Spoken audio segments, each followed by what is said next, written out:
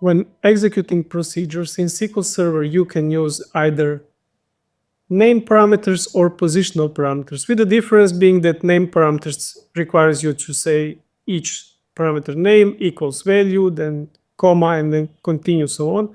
With positional parameters, you just provide the list of values, but they have to be in correct order.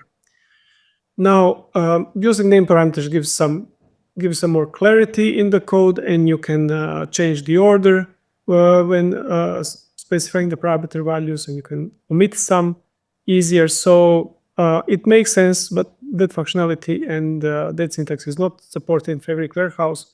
So SQL Tran will actually automatically rewrite your name parameters to positional parameters when executing procedures. So let's see how do we go about this. I'm gonna copy this to our scratchpad here.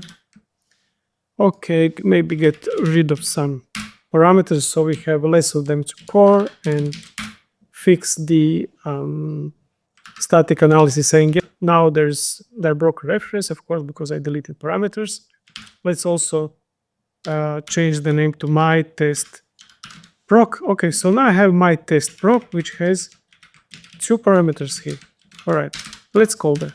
So begin and exec, let's call it, and I'm gonna say, okay, business entity ID is 1 and national ID number is some ID number here. So okay, so we now have exec my test proc 1 some ID number.